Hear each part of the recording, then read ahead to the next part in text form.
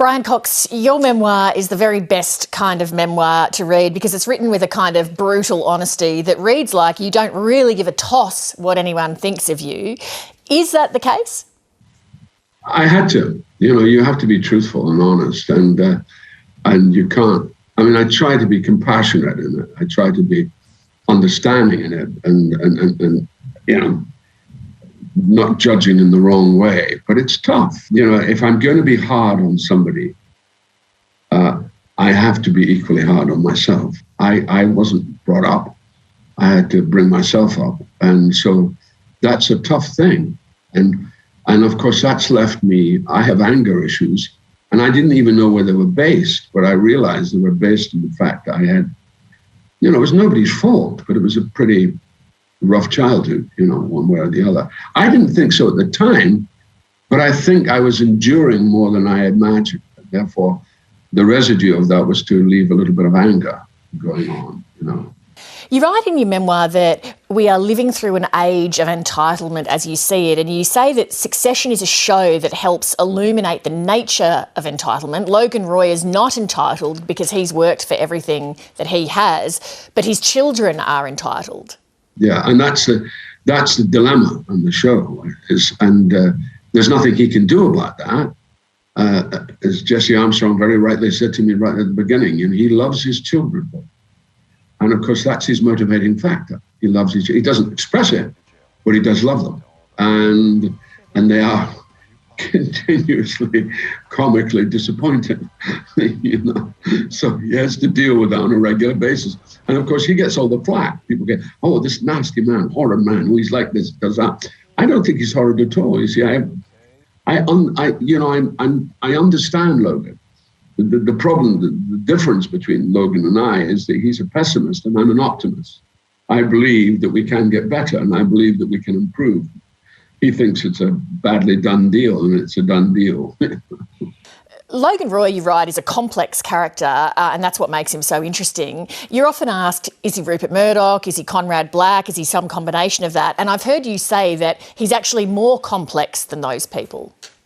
Yeah, he probably is,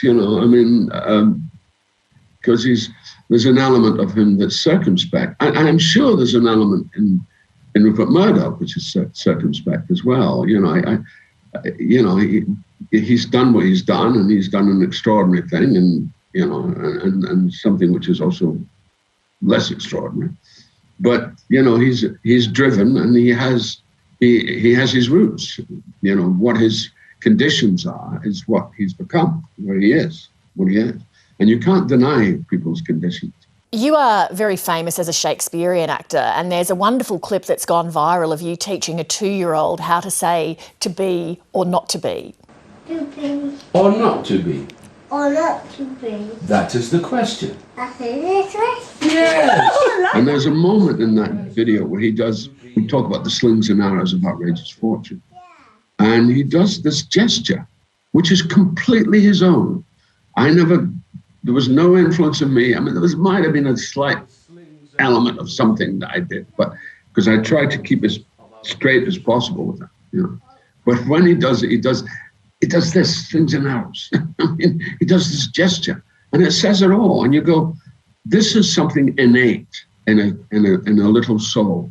With a line like to be or not to be, as you point out, a child does it instinctively, but for an adult playing that part, the line is so famous that I can only assume the weight of it coming along in the script is quite hard to bear. I saw an interview recently with Daniel Craig, and he was talking about the difficulty of having to say the line, the name's Bond, James Bond, just because of the weight of it being so famous. How do you deal with a line that's that well known? Well, you just you have to have an attitude. You just have to develop an attitude. You have to develop your own point of view about the line and what you feel it means, what the reverberation of the line is. The English language is so extraordinary in that way, in terms of what it sums up, the reverberations of a phrase. My name's Bond, James Bond. You go, well, Daniel, just think about the attitude. Think about, I know Sean Connery said it, Pierce Brosnan said it, Roger Moore has said it, but it's, Daniel, it's yours. It's not theirs. I know it's the same that's said, so you just have to think, how do I get into, my name's Bond, James Bond. You can say it in sorrow. You can say it, what a curse it is to be James Bond. Or you can say it, I'm really rather proud of the fact that I'm James Bond. Or you could say it as, I don't really understand why, but my name is Bond, James. You see what I mean? The name's Bond. James Bond. It's your attitude. It's your link, what it means to you. Even if it's a childlike thing, even if it's something that used to amuse you, even when you saw Sean Connery as a 5-year-old, you know, my name's Bond, James Bond. You know, so the permutations are enormous. It's been lovely to talk to you, Brian. Thank you very much. Nice to talk to you, Emily. Take care.